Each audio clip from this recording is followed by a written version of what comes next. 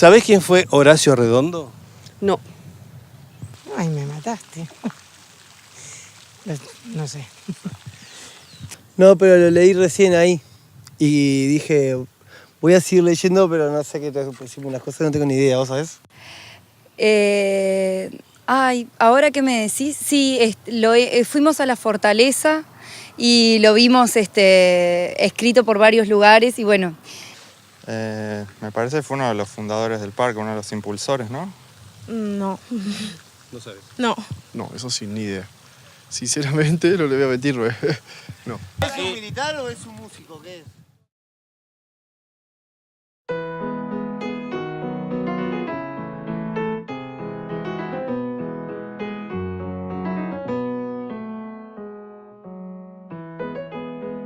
¿Por qué le pasamos tan rápidamente por encima a nuestra historia?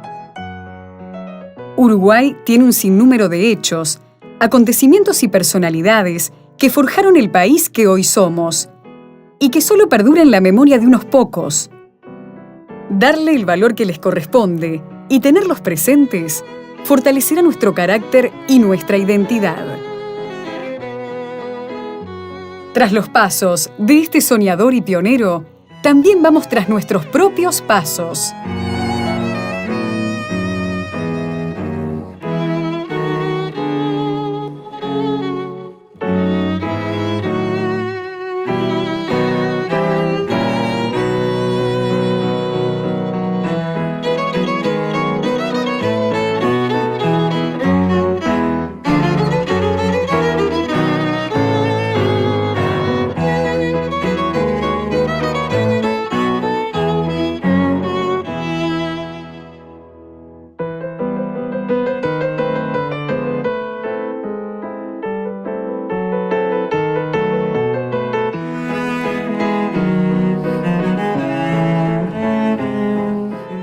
Horacio Arredondo nació en Montevideo el 23 de abril de 1888.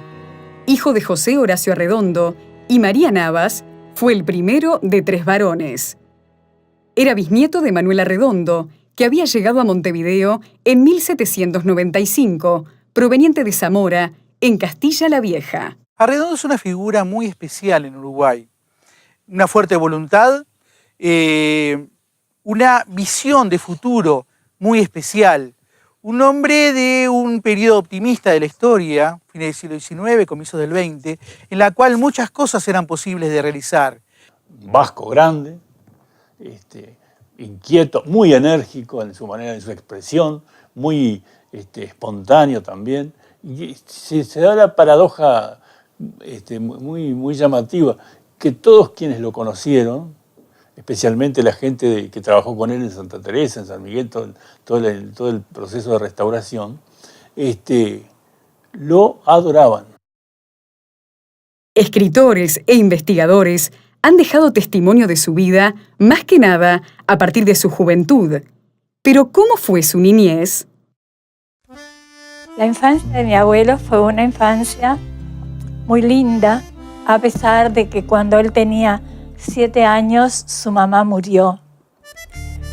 El padre llevó a 2 hermanas de su madre y a su abuela, la mamá vieja, como le decía él, para que lo criaran. Ellos vivían al principio en la calle Arapey, casi Paysandú. Mi bisabuelo era tesorero general de la Nación y su hermano mellizo, Platón, era el contador general de la Nación. Cuando él tendría 10, 12 años, mi bisabuelo, que era fundador del Club Uruguay, cruzó la Plaza Independencia para llegar hasta su casa, que la calle Arapey es lo que es hoy Convención. Y había un lotero que vendía aquellas tiras de lotería que usted podía comprar 1/10, la mitad de la tira, toda la tira. Era una noche de mucho frío en invierno. Y el lotero lo persiguió para que se lo comprara, porque siempre era cliente de él. Resultó que sacó la lotería, pero una lotería muy importante. Y con eso se hizo su casa quinta en la avenida Garibaldi, donde hoy está el Sanatorio Casmu.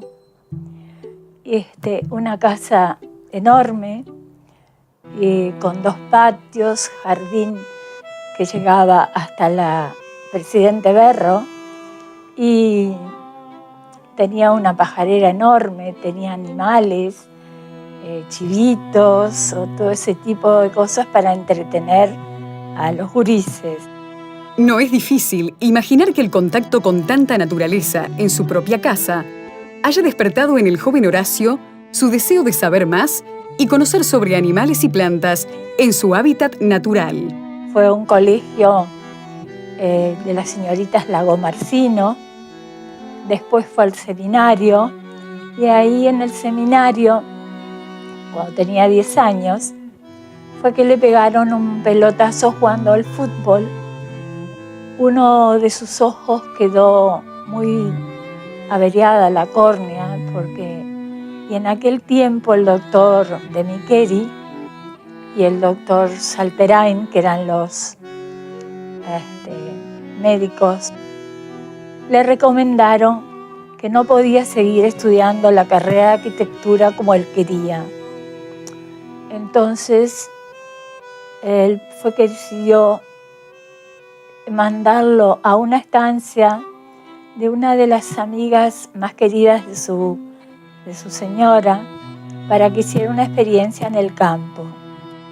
Es así que Horacio pasa año y medio en el establecimiento de Martínez Buela, desempeñando todo tipo de tareas.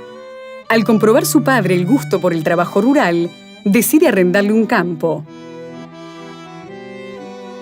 La vida del campo lo fascinó tanto que él después, don José Horacio, que así se llamaba el padre, le arrendó 600 cuadras en Canelones, ahí cerca del arroyo de las Piedritas. Y él trabajó en esa estancia durante un tiempo, pero no todo fue rosas. Él vivía solo, el padre iba los fines de semana a ver cómo estaba, él lo iba a buscar en el Brec, a la estación de ferrocarril, pero después cuando volvía, él estaba solo ahí, tenía 15 años. Un día, los peones le avisan que había llegado una caballada grande con tipo un ejército, y era Manduquiña.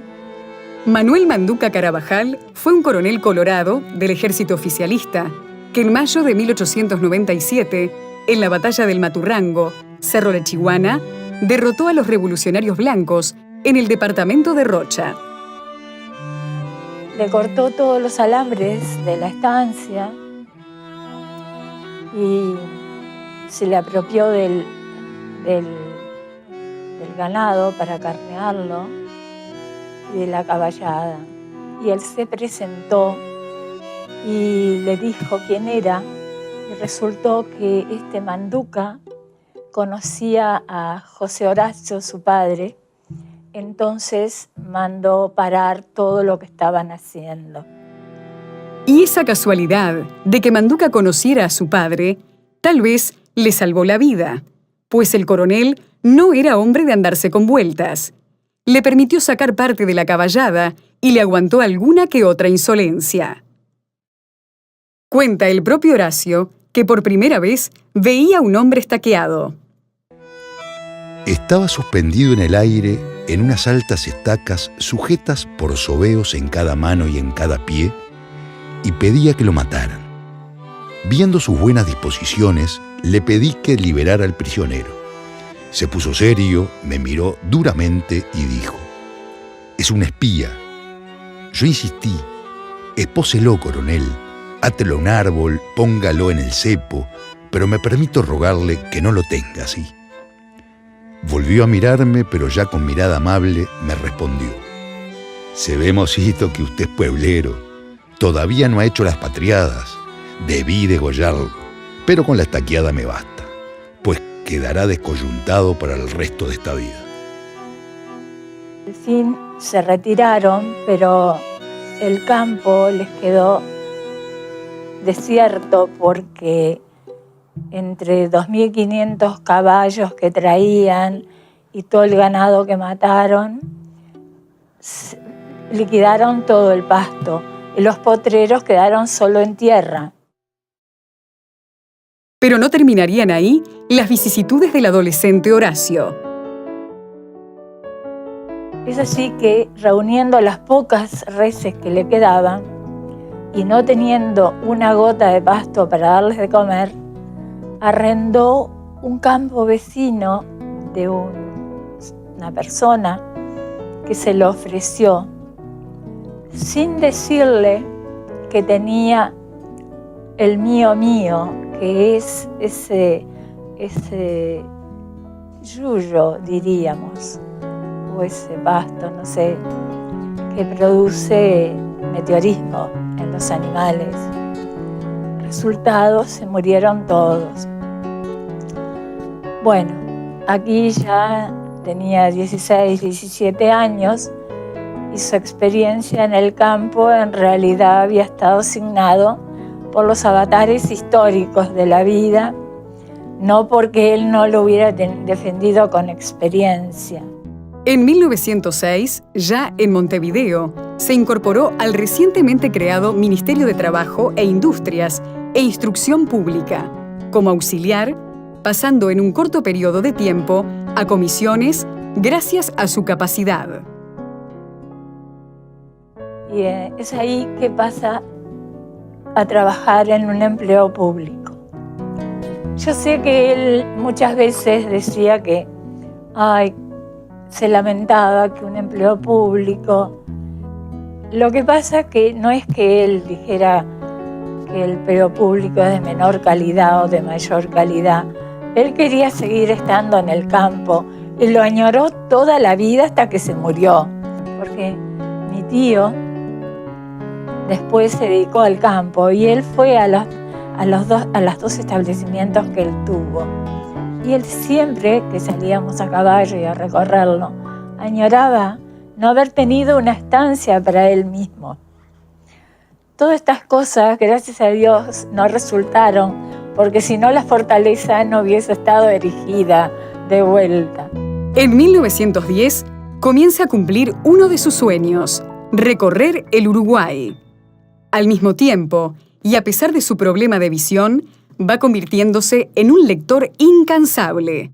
Primero los clásicos, para pasar de lleno a libros sobre nuestra historia, arqueología, flora y fauna. Todo el mundo coincide que dice que era un incansable lector. Y ese fanatismo por la lectura le llevó a tener un conocimiento y una cultura general muy típica de esa época. En 1912, Arredondo se casa con María Celia Deque y pasa a residir con su esposa en la casa de la calle Garibaldi. Además de ser muy bella, fue una compañera ideal para un hombre que siempre estaba persiguiendo sueños. Tocaba el piano y cantaba. Le respetaba en sus interminables horas de estudio y trabajo, y siempre lo esperaba durante sus largas ausencias por los viajes al interior. Supo vivir junto a su marido y sus hijos en la fortaleza de Santa Teresa cuando no había ninguna comodidad para eso, cumpliendo con las tareas hogareñas, con lo poco que se conseguía en ese tiempo y en ese lugar. Ella fue muy buena compañera, una excelente compañera, porque hay que ver en las condiciones que estuvieron cuando llegaron a la fortaleza de Santa Teresa al principio. Dormían en lo que es la capilla y el cuarto del cura, y era una vida muy cruel, muy cruda. Habían puesto una tarima en el piso para que como era de tierra, no le llegara la humedad. Y después el techo de zinc estaba atado con cinchas, con piedras que cuando había viento se levantaban. Y sin embargo mi abuela dedicadamente instaló su cocina, instaló el baño, hizo hacer una estufita a leña. Era increíble cómo ella en poco espacio y con pocos elementos le creaba el hogar que él necesitaba para crear. Hay una pequeña casa que utiliza él y su familia, y vamos a ser sinceros, Santa Teresa en ese momento era un lugar dejado de la mano de Dios. Y no había nadie, bueno, y él vivía perfectamente, estaba feliz ahí confundiéndose con el paisaje, disfrutando de las plantas, conociendo, descubriendo, porque eso es otra de las facetas de Arredondo, es decir, no solo lo que él aporta, sino lo que descubre. Era un individuo que era tan inquieto que en todos los lugares donde anduvo se preocupó permanentemente de además recorrer, conocer, y eso fue muy típico de él. En ese sentido es que yo digo que es una figura muy de su tiempo. Es decir, es un tiempo en el cual no podemos hablar de títulos, podemos hablar de conocimiento y de conocimiento general. Por eso hablamos de cultura. Poseía un gran sentido del humor, era muy irónico y tenía como una especie de radar para fotografiar a las personas y hacer juicio de ellas, ¿no? La prueba de su sentido del humor y su ironía resalta en alguno de sus escritos. También desistí de traer del parque de Anchorena los jabalíes, que fácilmente hubiera podido obtener de su propietario, don Aarón Anchorena. Pero los notorios perjuicios que han causado en las sementeras de su predio y en los linderos me llamaron a la realidad y me abstuve de solicitarlos. En cambio, para consolarlo, suelo enviarle cazadores interesados en su captura con armas de fuego. O en este otro, cuando habla de sus peripecias para conseguir ganado criollo. A los pocos años, para evitar el peligro de consanguinidad, obtuve otra puntita. Se trataba de un establecimiento situado en Arroyo Malo, 33, perteneciente a un hacendado ribero, criollo 100%, pero quizás algo anormal, pues su criollismo lo llevaba al extremo de hacer rondar el ganado por sus hijos e hijas para arrocinarlo, o sea, amansarlo, sacando los excesos de ganado viejo. A sus hijos los tenía vestidos de chiripá, y loco lindo. Tenía en sus casas, con el peligro consiguiente, 2 cruceras que había criado guachas con leche. La producción la mandaba a las carnicerías de 33, donde los adquirí, pues todas las gestiones que hice para comprar directamente fracasaban. Era tan raro que a las cruceras las alimentaba con leche y ratones, mansas, pero con el enorme peligro consiguiente para él y sus familiares, ya que pisarlas inadvertidamente en esa promiscuidad de vida era lo más fácil. Un año después, nace su primogénita María Celia Marta, muy compañera del padre en sus recorridas por las obras. En realidad, con la que tuvo su más gran afán fue con mi madre, porque mi madre lo acompañó desde que tenía 12 años. Ella iba, cuando llegó, unas vacaciones julianas, como decían antes, recorrían a caballo todos aquellos arenales, porque era pura arena. Bueno, mi madre se ponía una vincha, un gorro, para que sus pelos no la molestaran, y salía a andar a caballo con él. En 1916 nace su hijo José Miguel, y para ese entonces ya era director de oficinas y marcas de fábrica y de comercio.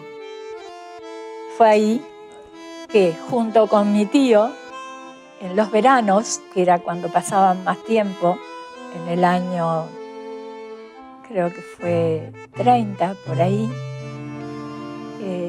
juntaron toda la colección de puntas de flechas, de boleadoras, de picas, de pedazos de olla, que estaban en un principio en la cuadra de la fortaleza, en vitrinas que llegaban del principio al fin de la cuadra. De las dos manos, de las dos paredes estaban llenas, era una colección inmensa. Y llegamos al año 1917, donde Horacio Arredondo, junto a su amigo César Ferreira, se encamina hacia un nuevo destino. Queríamos conocer Rocha, visitar el Palmar de Castillos, la Laguna Negra, el litoral atlántico inmediato y la fortaleza de Santa Teresa, cuya silueta conocíamos por los dibujos de Masquelés y por el breve relato totalmente sombrío del doctor Luis Melián Lafinur de su estada allí por el año 1881. Según vaticinaba este último, pronto va a desaparecer el fuerte de Santa Teresa, dejando en las páginas de la historia la estela de sus desgracias y las glorias de las que ha sido teatro. Dice que desde niño le gustaba cabalgar y salir a recorrer. Y prácticamente había recorrido a esa altura todo el Uruguay. Había andado por todos lados y le quedaba este rinconcito del este, de Rocha. Y se vinieron. Es increíble, pero los viajes de Montevideo a Santa Teresa en esa época, ¿saben cuánto duraban? Duraban 3 días. Pensemos, cuando él llega, es ir a un lejano este totalmente alejado. Era más fácil llegar del sur de Brasil que desde Montevideo a este lugar. Para pasar el arroyo Chafalote había que dejar el auto, pasar con un bote y tomar otro auto. Porque no había puente. Eso es lo que tuvo que hacer Baltasar Brum cuando vino a visitar el lugar. ¿Y qué fue lo que vio y lo que sintió el propio Arredondo al enfrentarse por primera vez con aquella fortaleza en ruinas? La impresión que recibí del arcaico monumento fue profunda. Aquella obra del hombre, que tanto decía de su capacidad de crear, abandonada en la inmensidad de los campos despoblados, entonces en esa parte ni siquiera con alambrados, estaba amenazada de ser sepultada por las arenas, cuya obra arrolladora me pareció muy difícil de contener. Me sugirió de inmediato la realización de 3 propósitos: escribir su historia, realizar su restauración y contener las dunas con plantaciones apropiadas. Comencemos que él la visitó en 1917, ya con conocimientos, porque había sido tratada de recuperar como cárcel en 1895, y encuentra una fortificación enterrada entre los médanos o sumergida en vegetación. Parece un sueño de locos tratar de recuperar en una zona alejada, casi despoblada, un edificio histórico importante. Pero precisamente ahí está la importancia de la voluntad del hombre. Él vio las posibilidades y las instrumentó. Bueno, vino y quedó impactado. Cuando vio esas ruinas de piedra, lo que se veía de piedra, porque ya parte de la fortaleza estaba tapado por las arenas. Hay que pensar lo que habría sido el movimiento de arenas para llegar a la altura de las murallas de la fortaleza y pasarle por arriba. En 1919, logra interesar en su proyecto al presidente Baltasar Brum, con quien lo unía una gran amistad. El presidente viajó con toda una extensa comitiva. El viaje se realizó en ferrocarril hasta San Carlos y desde allí en los autos Ford. Arroyos crecidos, malos pasos, peludos, se sucedían en el camino. Pero las autoridades habían dispuesto policía, tropa y cuarteadores para ayudar.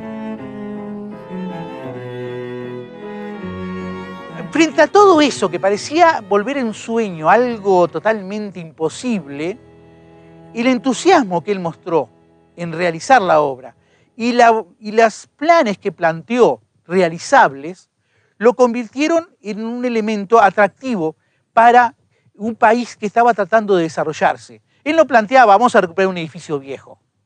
Él decía, recuperamos parte de la historia del país, recuperamos un atractivo turístico, Pero aparte, vamos a realizar al mismo tiempo, no ni antes ni después, un parque.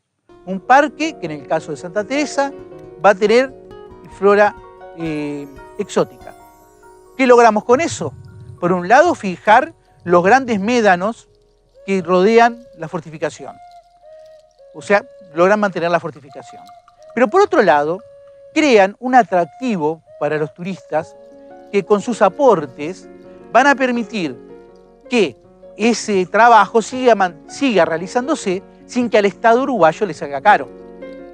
O sea, desarrollo sustentable. Estamos hablando de la década del 20, no del 2017.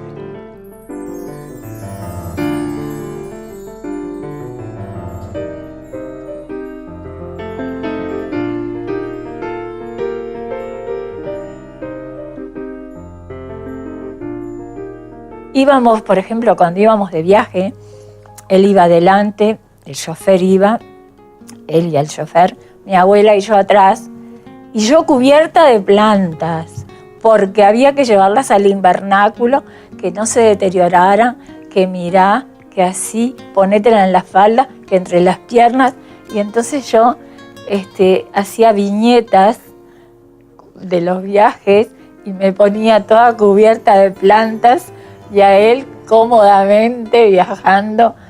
Bueno, era una manera de reírnos, porque José, que era el portugués que llevaba el invernáculo de una manera fantástica, que tenía una mano para las plantas increíble. Ay, si no le llegaban bien, había que oírlo. Lo poco que quedaba de la fortaleza estaba al borde de la desaparición. Habían intentado en algún momento, fue prisión y hubo alguna otra, fue aduana también, fue puesto de aduana, pero nadie se preocupó de restaurar un poco lo que era el emplazamiento en sí. Se avecinaba una tarea titánica. Únicamente, con el apoyo estatal, se podía intentar salvar tan maravillosa estructura. Además, no había bibliografía en qué basarse para saber cómo era originalmente esa construcción. Ni siquiera se podía asegurar que fuese española o portuguesa.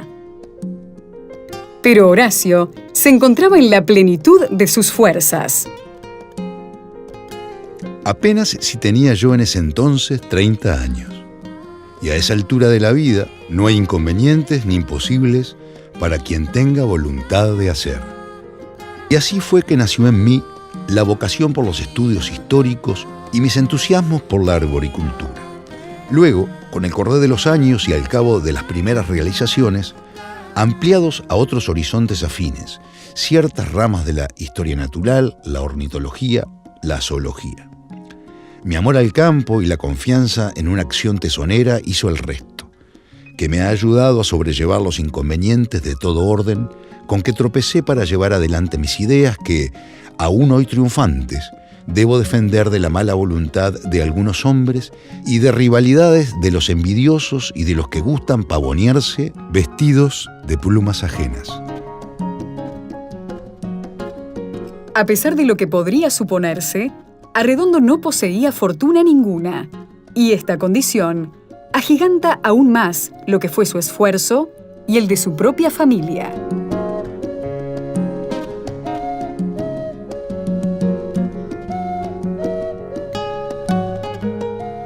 ¿Cómo lo puede encasillar? Bueno, no.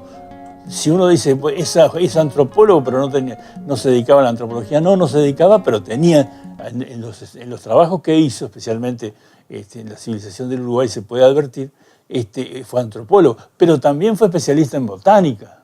Y también fue especialista, inclusive hasta en diseño de paisajes, una técnica que ahora es bastante utilizada fundamentalmente en Europa para el manejo de los jardines y los espacios verdes grandes. El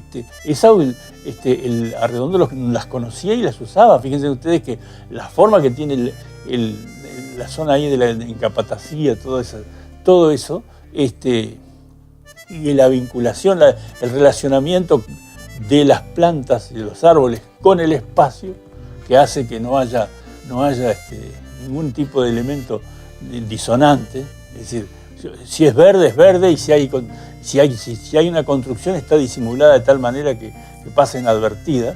Bueno, todo eso tiene que ver con un estilo paisajístico, se llama tipo de forestación y organización apaesada, y eso lo realizó Arredondo en Santa Teresa.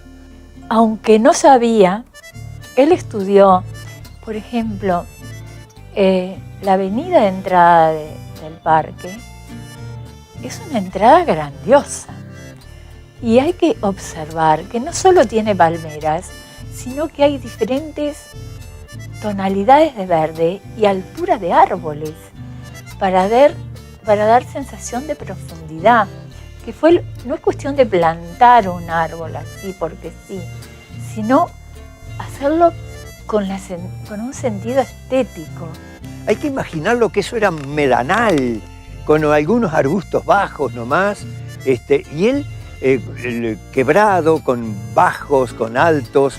Él hacía agrandar los altos para que hubiera hondonadas, para que hubiera un quiebre en la geografía de ese parque, y después lo fue plantando con árboles exóticos en Santa Teresa, nativos, preservando lo que había, básicamente, en San Miguel.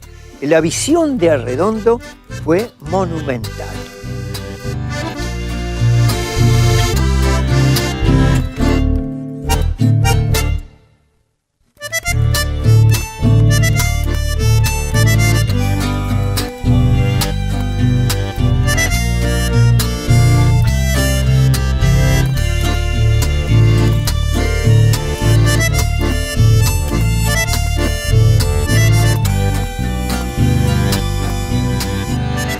Su interés por la historia, sobre todo relacionada con Santa Teresa, lo llevó a formular sus propias teorías.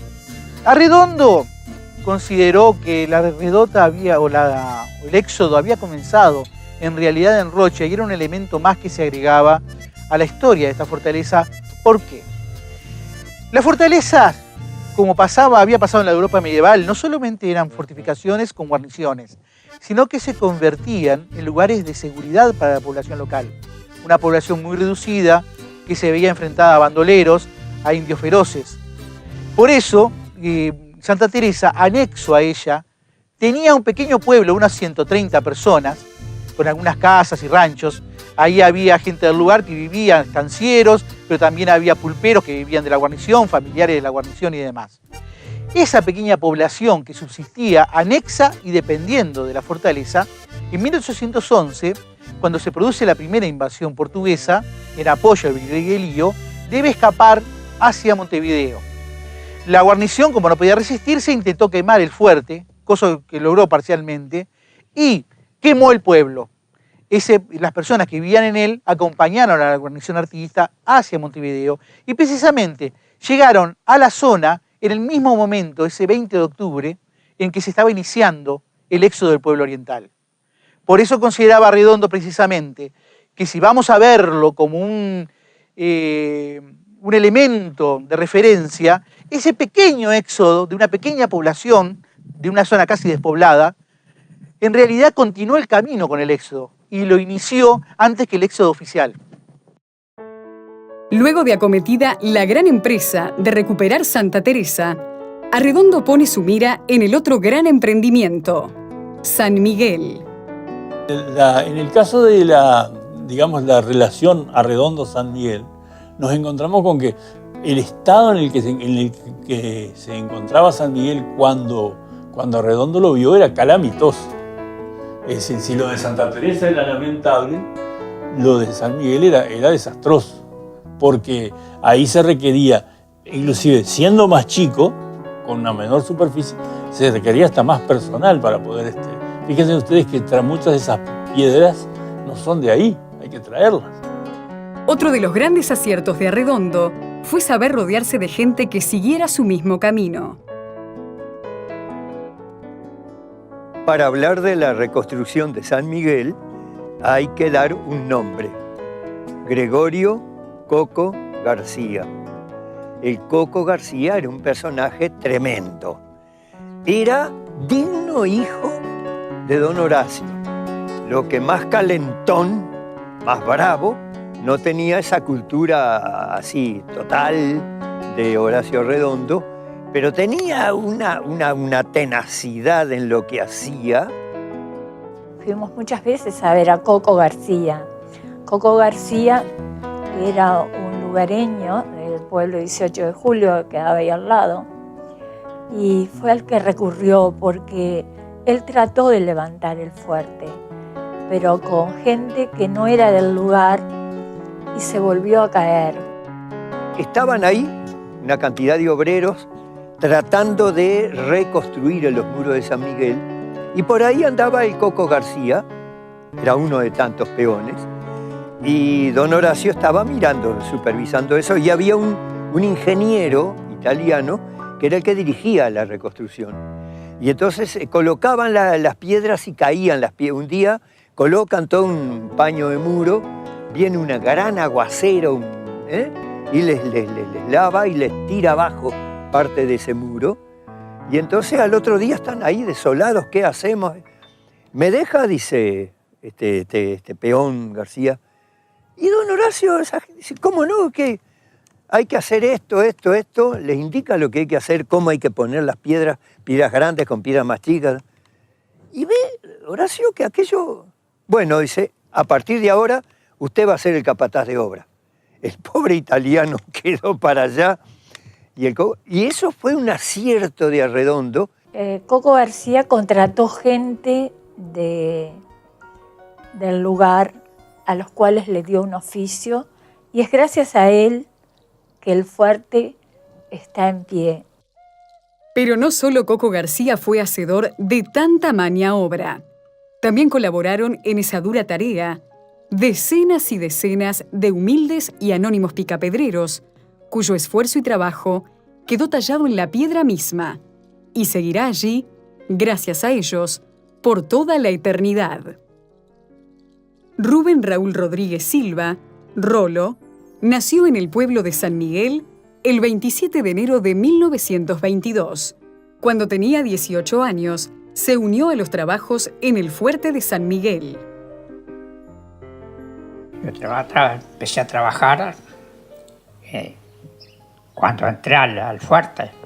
Cuando entré al fuerte, entramos abriendo pozos para hacer una plantación de árboles en el campo de abajo.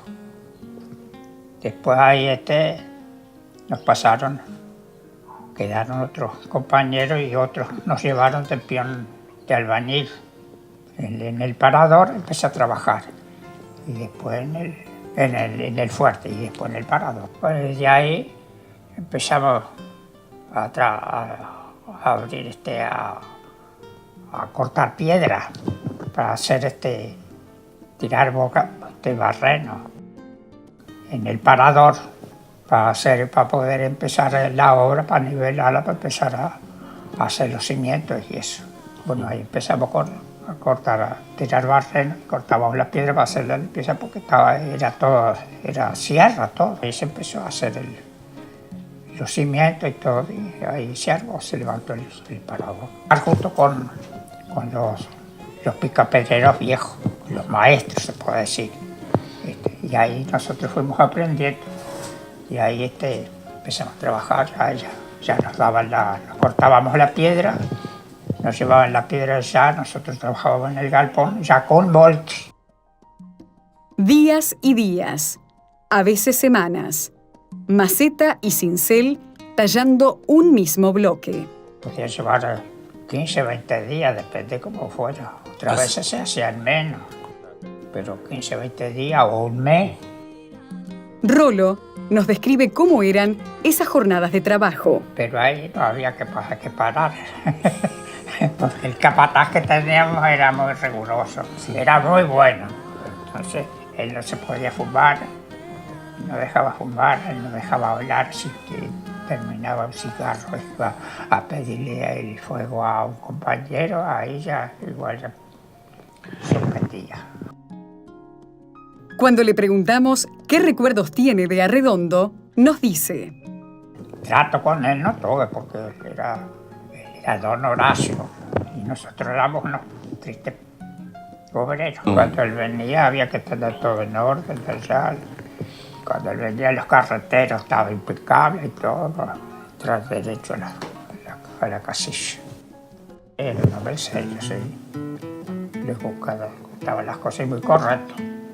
Y había que trabajar, porque si encontraba a la gente parada ahí ya lo observaba. Le hablaba al capataz, que es el coco, y ahí venía la empresa para nosotros. Es un fuerte pequeño, precioso, tiene un foso que Santa Teresa no lo tiene.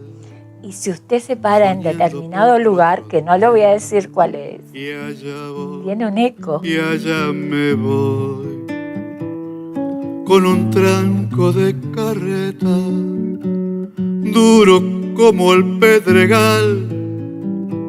Un canto se me despierta, malón de guitarra arisca, con picana de una ausencia. Y allá voy, y allá me voy, con un tranco de carreta.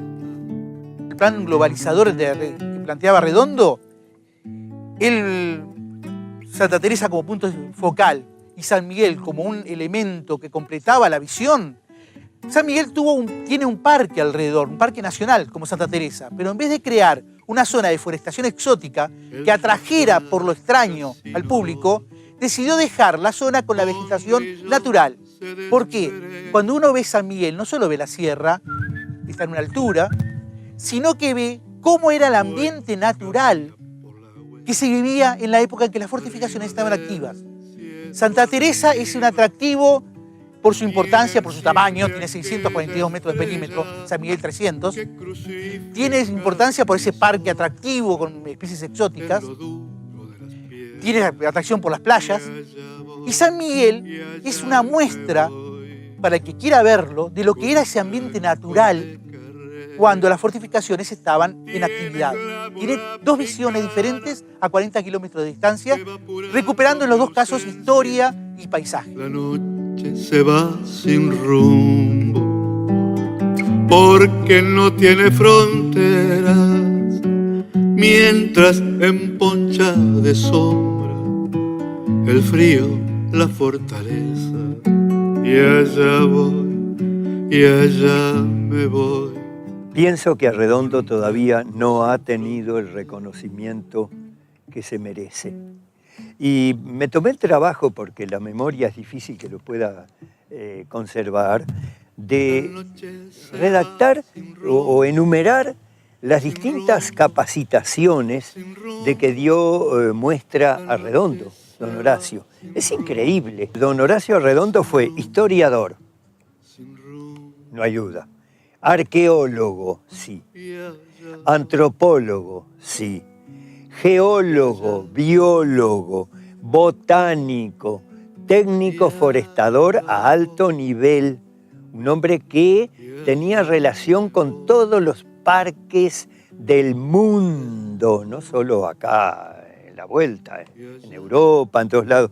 Anticuario, zoólogo, tiene escritos libros sobre estos temas, iconógrafo, es decir, de todo lo que es de imágenes y demás de la época, ornitólogo, escribió libros sobre pájaros y demás, sociólogo, periodista, desde luego que lo fue, geógrafo, paleontólogo, anduvo también con viejos huesos, como decimos, técnico turístico, bueno, el inventor del turismo, y edafólogo, una palabra que la usamos poco, técnico en arenas, en tierras, en movimientos.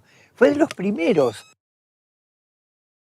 Horacio Arredondo fallece en la ciudad de Montevideo el 1 de abril de 1967 y sus restos descansan frente a la Capatacía en el Parque de Santa Teresa, debajo del monolito erigido en su memoria.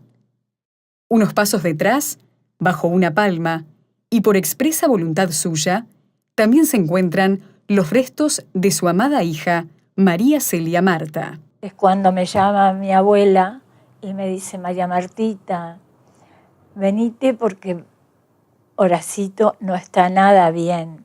Y cuando llegué le digo, ¿qué te pasa? Nada, nada. Dice, sentate atrás mío.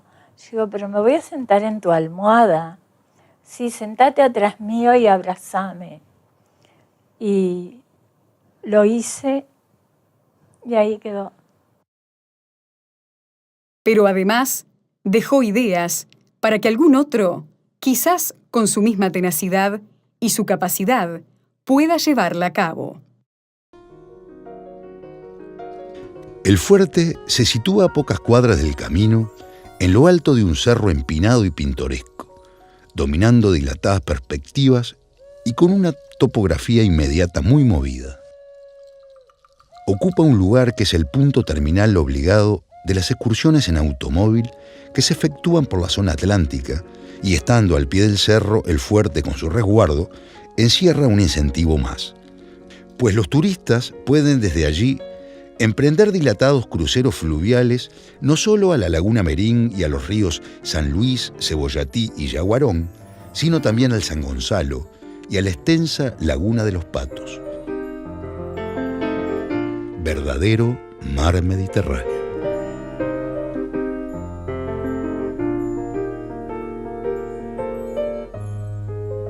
Sin dudas, deja este mundo con una cantidad de obras, testimonio de su paso por él, como muy pocos orientales.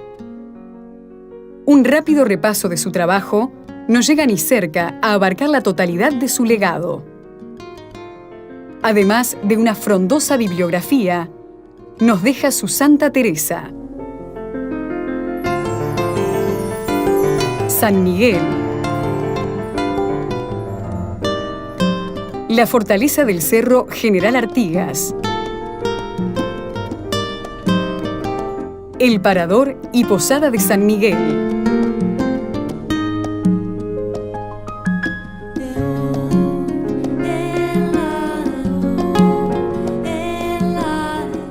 la Aduana de Oribe,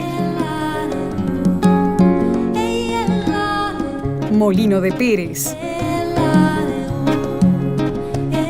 Posta del Chuy en Cerro Largo. Y la lista sigue y sigue. Y sí, don Horacio Arredondo fue el que inventó Rocha. La puso en el mapa del Uruguay.